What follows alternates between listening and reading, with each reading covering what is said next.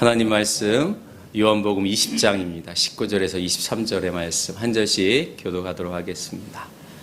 23절은 다 같이 봉독합니다.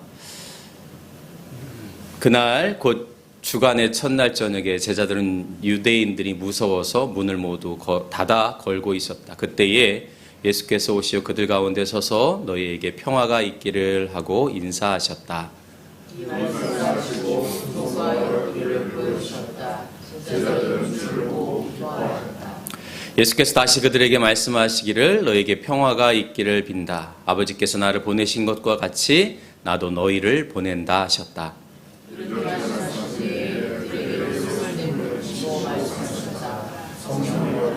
함께 봉독합니다. 너희가 누구에게든지 사해주면 사해질 것이요 사해주지 않으면 그대로 남아있을 것이다. 아멘. 가족 또 인간을 규정하는 여러 가지 단어들이 사실 있죠. 사람을 규정하는 단어들 중에는 이제 호모 사피엔스라고 하는 단어 아마 많이 들어보셨을 겁니다. 지혜로운, 슬기로운 인간이라고 하는 그런 의미죠. 인간이 가지고 있는 어떤 사고, 생각 이런 것들에 대한 의미라고 생각이 들어요. 호모 파베르라고 하는 말도 있습니다. 그렇죠? 도구를 사용하는 인간 이런 뜻이죠. 도구를 사용하는데 요즘에는 너무 많이 발전해가지고 예전에는 상상도 못했던 도구들이 막 등장을 하기도 합니다. 저도 가끔 이렇게 살려고 가는 건 아닌데 이렇게 전시회라든지 이런 데를 가보면 정말 상상 이상의 도구들이 이렇게 전시되어져 있는 것을 볼 수 있습니다. 그런 도구를 사용하는 인간이 문명을 발전하게 됐다. 이런 의미로 호모 파베르라는 표현을 쓰기도 합니다. 최근에 인간을 규정하는 말 중에 호모 쿠란스라고 하는 단어가 있습니다. 호모 쿠란스. 이거는 돌보는 인간이라고 하는 뜻입니다. 돌보는 인간. 인간이라고 하는 존재는 돌보고 돌봄을 받는 인간이다. 여러분 기억나시지 않겠지만 태어나자마자 여러분들이 직접 하신 것처럼 우리는 누구나 부모님의 돌봄을 부모가 아니더라도 누군가의 돌봄을 받으면서 살죠. 나는 아무에게도 돌봄을 받지 못했어. 그렇게 느낄 수는 있지만 실제적으로는 그렇지 않습니다. 누군가 돌보기 때문에 돌봄을 받기 때문에 존재하게 되는 거죠. 이 돌보는 인간이라고 하는 호모 쿠란스라고 하는 것은 인간 존재가 본질적으로 그렇다라고 하는 것을 의미하죠. 그런 의미에서 본다면 성경은 하나님을 끊임없이 생명을 돌보는 분으로 표현을 하고 있습니다. 하나님께서 천지를 창조하시고 그리고 이 땅에 예수 그리스도를 보내주셔서 사역하시고 십자가에 달리시고 부활하신 모든 과정들은 결국 하나님께서 이 땅을 가꾸시고 돌보신다고 한다는 그런 의미를 가지고 있다는 거죠. 심지어 죄를 지은 아담과 하와에게 가죽옷을 입히십니다. 원래 아담과 하와가 무화과나무 열매를 따먹은 다음에 그들의 몸이 부끄러운 것을 보고서 무화과나무 선악과를 따먹은 후에 무화과나무 잎으로 자신의 몸을 가립니다. 자기의 몸이 부끄러운 걸 깨닫고 나뭇잎으로 가린단 말이죠. 그런데 하나님께서는 에덴 동산에서 더 이상 살 수 없는 아담과를 보내시면서 어떻게 하느냐? 그냥 보내지 않으시고 가죽옷을 입으셨다. 그래서 주 하나님이 가죽옷을 만들어서 성경이 이렇게 기록하고 있습니다. 그러니까 하나님께서 만드셨다는 거예요. 마치 자녀를 멀리 떠나보내는 부모의 마음속에 뭔가라도 하나 이렇게 그쵸? 챙겨주고 싶고 뭔가 부족한 게 없나 빠진 게 없나 살피는 부모의 마음처럼 하나님께서는 아담과 하와에게 가죽옷을 입혀주셨다는 거예요. 그것도 직접 만드셨어요. 이스라엘 백성들이 노예로 애굽에 살 때는 모세라고 하는 인물을 보냅니다. 그리고 모세를 통해서 애굽에서 가나안 땅으로 가게 되어지죠. 근데 이 가나안 땅으로 가는 과정 속에서 광야를 지나게 되지 않습니까? 그곳에서 하나님은 그들에게 마실 것을 주시고 먹을 것을 주시고 성경에 보면 옷이 헤어지지 않았다. 하나님이 끊임없이 이스라엘 백성들을 돌보셨다고 하는 것이죠. 예언자, 하나님의 일을 하는 사람도 하나님을 외면하지 않으십니다. 사역에 지친 엘리야, 로뎀나무 밑에서 하나님 저 죽겠습니다. 절망과 낙심 속에 있었던 엘리야에게 까마귀를 보내시죠. 그리고 그에게 먹을 것을 줍니다. 이 모든 과정들을 보면 하나님이 얼마나 섬세하신가, 또 하나님이 얼마나 따뜻한 분인가 라고 하는 것을 볼 수 있습니다. 그래서 다윗은 광야에서 하늘의 별을 보면서 이렇게 시편 8편에서 고백합니다. 주께서 손수 만드신 저 하늘과 주께서 친히 달아놓으신 저 달과 별들을 봅니다. 사람이 무엇이기에 주께서 이렇게까지 생각하여 주시며 사람의 아들이 무엇이기에 주께서 이렇게까지 돌보아 주십니까? 여러분, 다윗은 그냥 광야에 나간 게 아닙니다. 죽음을 피해서 광야에 나간 거예요. 그 가운데서 하나님의 돌보심을 경험하고 있다고 하는 거죠.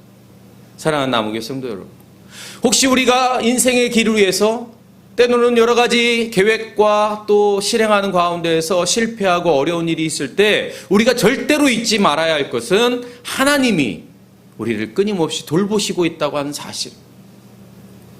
가끔 자녀들은 부모가 나를 돌보는 이런 의심을 할 때가 있죠. 그러나 부모는 떨어져 있어도, 함께 있어도, 늘 무엇인가를 내어주어도 더 돌보기 위해서 애쓰는 것이 부모이죠. 그 마음이 바로 하나님 아버지의 마음이라는 거예요. 그런데 여러분, 예수님은 이 땅에 오셔서 그 돌봄의 대상들이 한정되어져 있고, 너희들의 생각과 너희들의 판단으로 누구는 돌보면 안 돼, 누구는 돌봐도 돼 라고 하는 규정들을 무너뜨리게 해주셨다. 유대인들에게 있어서 사마리아 사람들은 돌봄의 대상이 아니었습니다. 왜 그렇습니까? 민족적 아픔이 있었죠. 남유다 북이스라엘로 나누어진 이후에 북쪽의 사마리아 사람들이 아수르에 멸망당하면서 피가 섞이게 되어져.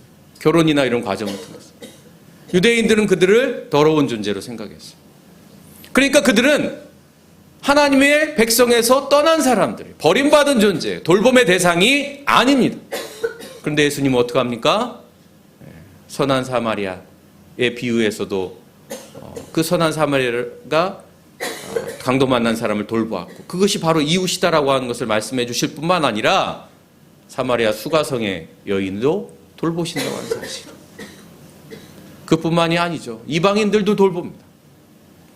예수님은 우리 인간이 만들어 놓은 하나님이 모든 생명을 돌봐야 되는 대상으로 생각하심에도 불구하고 인간의 문명과 가치와 생각과 기준 속에서 돌봄의 대상에서 벗어난 죄인들, 사마리아 사람들, 이방인들을 돌봄의 대상으로 여기셨습니다. 그래서 그들에게도 복음을 전하시고 그들을 구원의 길로 인도해 주셨다고 하는 사실. 성경의 핵심은 모든 생명을 돌보시고 모든 생명을 사랑하시는 하나님의 사랑, 그것을 우리에게 잘 보여주고 있습니다.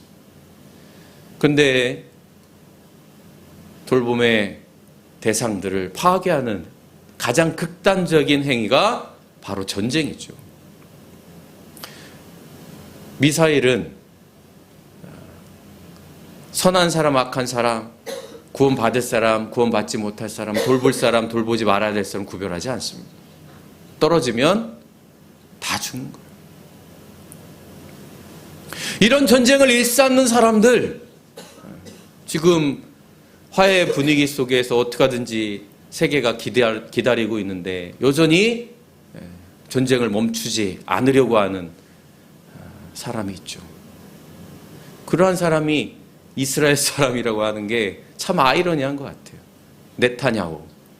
여러분, 네타냐후라고 하는 건 히브리 말이거든요. 네탄이라고 하는 말은 보내다라는 뜻입니다. 야후, 이건 야훼라고 하는 뜻이거든요. 그러니까 하나님이 보냈다라는 뜻이에요. 네타냐후라고 하는 말이. 그런데 그의 모습을 보면 하나님이 보낸 사람 같지가 않습니다. 사탄이 보낸 사람 같아요. 전쟁을 멈추고 하루속히 돌보고 보듬고 다시 세워야 될 그런 사람들이 자신의 전쟁의 목적을 이루기 위해서 여전히 전쟁을 멈추지 않고 있습니다. 그러나 여러분 생각해 보면 그런 폭력성이 일반 특정한 사람들에게만 있느냐? 그렇지 않습니다. 저나 여러분이나 그 폭력성을 늘 가지고 있죠. 그래서 어느 순간인가 다양한 방식으로 그 폭력성이 드러납니다. 그런 우리에게 예수님은 내가 너희를 사랑한 것처럼 서로 사랑하라 이렇게 말씀하십니다. 다른 말로 하면 내가 너희를 돌본 것처럼 너희도 서로 돌봐라. 때로는 생각이 다르고 때로는 환경이 다르고 기질이 다르고 때로는 서로 다름 때문에 어려움이 있다 할지라도 돌보는 일에 멈춰서는 안 된다. 왜냐하면 하나님이 멈추지 않기 때문이죠. 그래서 호모쿠란스라고 하는 이 말은 인간의 본질적인 내면의 또는 우리의 삶의 가장 중요한 요소라고 얘기할 수 있습니다. 그런데 우리가 돌봄을 생각할 때 오해하는 것이 있습니다.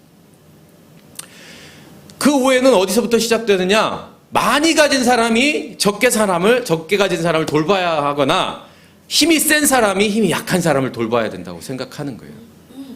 그러나 여러분, 이 세상에서 돌봄이 필요 없는 사람은 아무도 없습니다.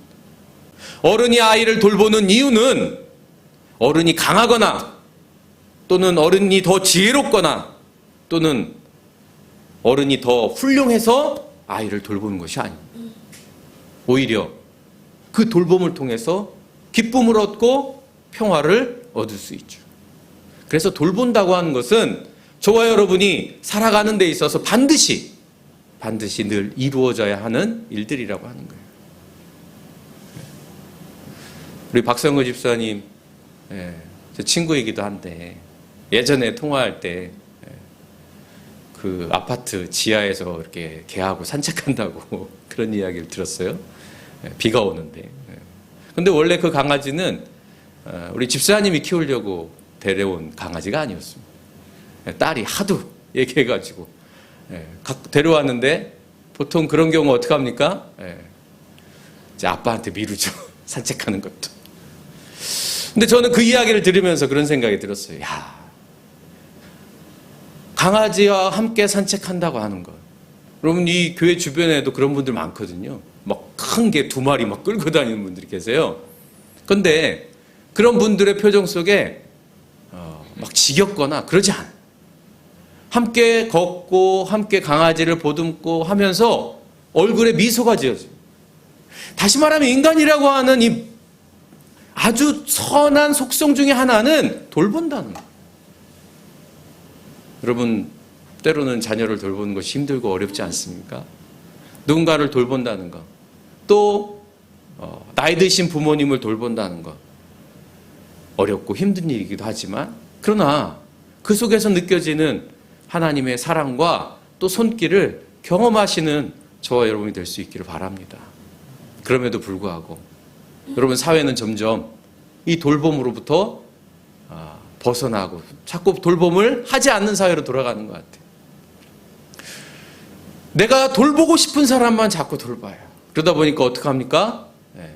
고립되고 은둔하는 사람들이 생겨요. 이게 점점점 늘어나고 있다고 하는 거예요. 점점점 폐쇄적인 사회로 돌아가고 있습니다. 여러분, 청년들, 고립 청년, 은둔 청년 이런 거 많이 들어보셨을 거예요. 2024년 통계에 의하면 한 60만 명 정도 된대요. 그러니까 19에서 29 사이에 되는 청년들 중에 한 5%, 6% 뭐 이 정도 된대요. 여러분 한번 생각해 보세요. 내 자녀가 방에 들어갔고 안 나와. 하루 이틀이 아니에요. 일주일, 한 달, 2달, 몇 년. 그럼 그런 청년들이 실제로 있다는 거예요. 그런데 오늘 예수님의 모습을 보면 마치 은둔하고 고립되어진 제자들을 향하여 걸어가십니다. 마가의 다락방에 스스로 문을 잠그고 스스로 고립되고 은둔하는 제자들을 향하여 예수님께서 걸어가신다. 그것도 부활하신 다음에. 그들을 찾아가시는 예수님의 모습. 우리는 갇혀진 존재들을 보면서 야, 나오면 되지. 야, 금고에서 나와라. 그래야 된다고 얘기를 할 수 있죠. 너 거기 계속 있으면 인생 망해. 큰일 나. 빨리 나와.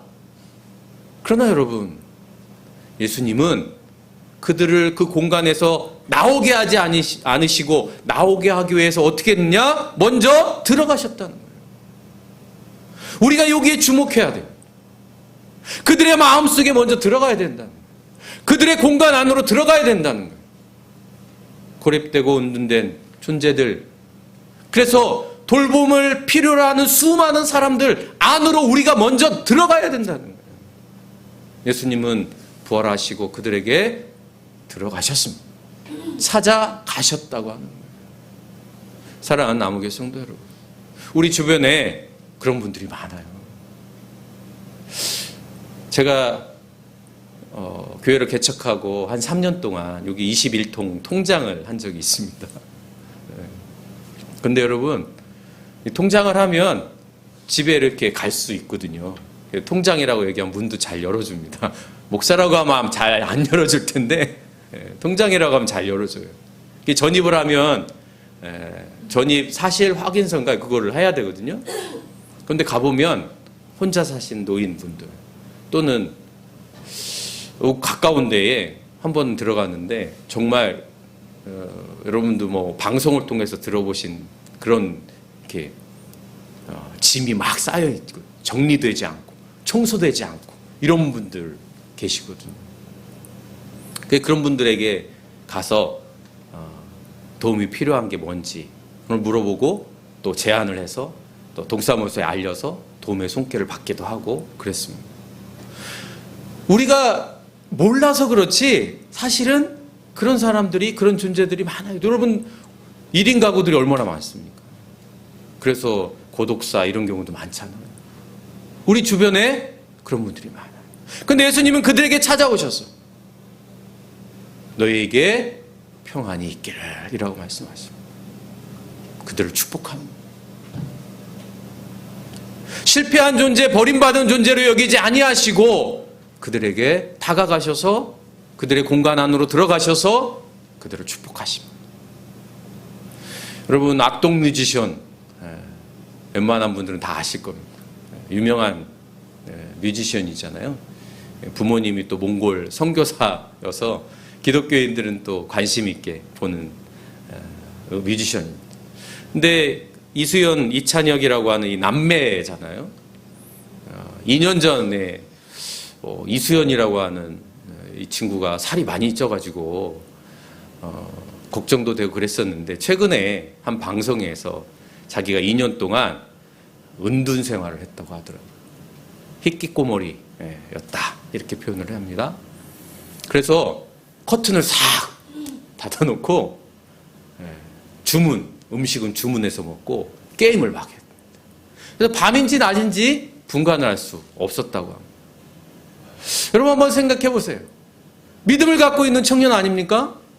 어떻게 보면 젊었을 때 성공한 친구잖아요. 그리고 그가 노래도 잘하고 또 많은 사람에게 사랑을 받고 있었잖아요. 그런데 2년 동안 나가지도 않고 집에서 스스로를 가두고 그렇게 주문한 음식에 폭식하고 그래서 살이 찌고 그런 삶을 살았다고 하는 사실이 어떻게 안타깝기도 하고 그렇더라고요.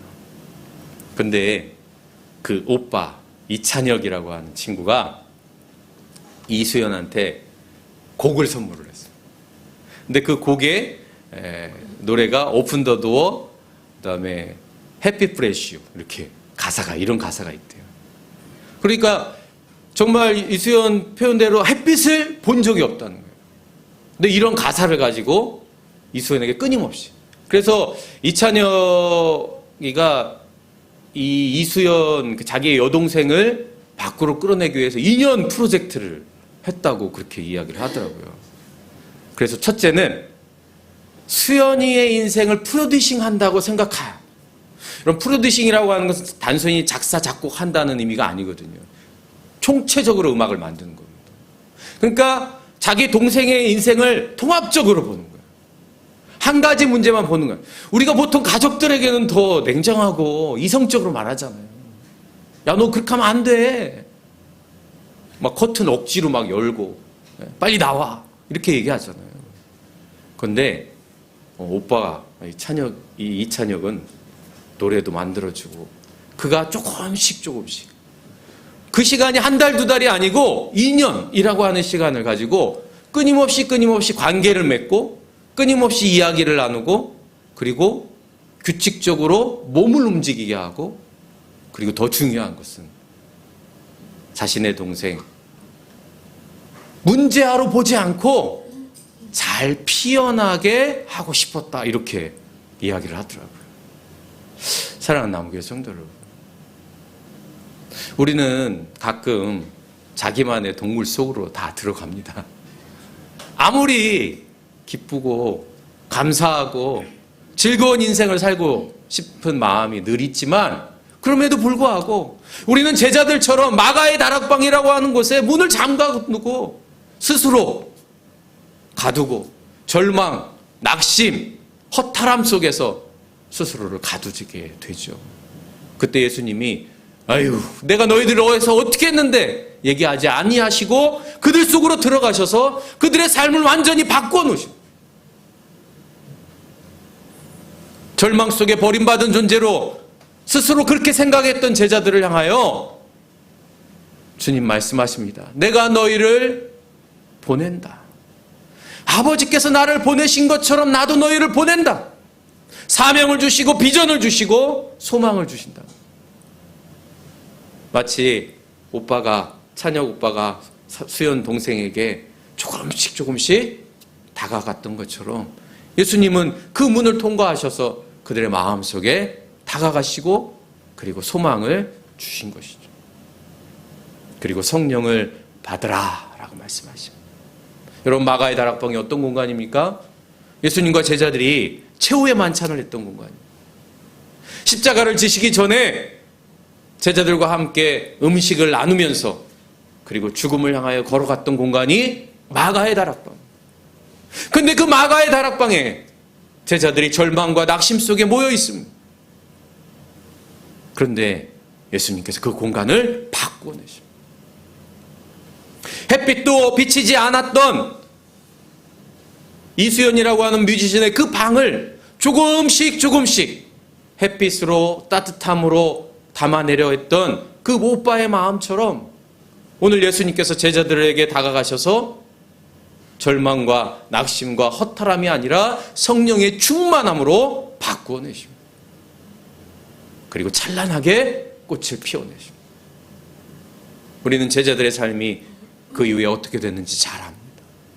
그들은 더 이상 낙심하지 않고 허탈해하지 않고 절망하지 않고 하나님 아버지께서 나를 보내신 것처럼 나도 너희를 보낸다고 하는 주님의 말씀을 기억하고 그들이 세상을 향하여 나아가고 있습니다. 사랑하는 남우교회 성도 여러분, 이것이 부활하신 주님께서 하신 일입니다. 부활신앙은 바로 여기에 있습니다.